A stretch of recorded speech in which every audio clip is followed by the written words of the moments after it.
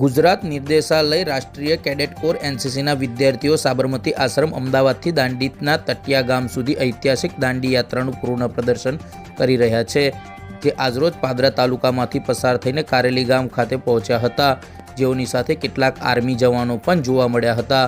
પ્રાપ્ત વિગતો અનુસાર આ કેડેટ કોર એનસીસીના વિદ્યાર્થીઓનો મુખ્ય હેતુ સ્વચ્છ ભારત, ફિટ ભારત, વ્યસન મુક્ત ભારતનો સંદેશ સાથે આ યાત્રા યોજી હોવાનું જાણવા મળ્યું છે। વિદ્યાર્થીઓના જણાવ્યા અનુસાર સાબરમતી આશ્રમથી પદયાત્રા કરી દાંડીકૂચ યાત્રા દરમિયાન ગાંધીજીએ જે ગ્રામ્ય વિસ્તારોમાં રોકાયા હતા તે ગ્રામ્ય વિસ્તારોમાં ગાંધીજીના વિચારોને સાથે રાખી લોકોને જનજાગૃતિ લાવવાનો સંદેશ આપવામાં આવ્યો છે।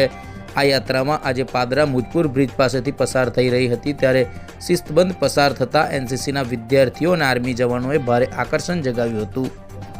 अहिंसा परमो धर्म। जय हिंद टू एवरीवन। मैं senior under officer Piyush Modi आप सभी को इस कैंप के बारे में थोड़ी डिटेल्स देना चाहूँगा। ये जो हमारी दांडी यात्रा है, एक ऐतिहासिक दांडी मार्च को वापस से दोहराने के लिए की जा रही है। हमारी ये यात्रा साबरमती आश्रम से शुरू होकर दांडी में ख़त्म होगी। ये यात्रा में टोटल 40 कैडेट्स है, जो कि 410 किलोमीटर का दायरा तय करेगी। रोज़ाना कैडेट्स हमारे 30 से 40 किलोमीटर चलते हैं और हर एक जगह जैसे कि आश्रम, गांव, मंदिर वहाँ पे रुकते हैं और स्कूलों में जाके मैसेज पास करते हैं, जैसे कि विकसित Bharat, fit India, healthy India, women empowerment, drug free society. हम जैसे कि आज के ज़माने में गांव में इन उद्देश्यों के बारे में हमें चर्चा करनी चाहिए और इन चीज़ों के बारे में जागरूकता फैलानी चाहिए। हमारा आपसे निवेदन है कि आप भी हमारे साथ जुड़े और इस योगदान करें। आप जय हिंद। मारू नाम पटेल दिया है અને હું એક એનસીસી કેડેટ છું। આ બધા મારા બડીઝ છે અને હું તમને બતાવીશ કે અમે લોકોએ કઈ રીતે યાત્રા શરૂ કરી હતી। આ પહેલી યાત્રા છે। પહેલાં ગાંધીજીએ આ યાત્રા કરી ચૂક્યા હતા।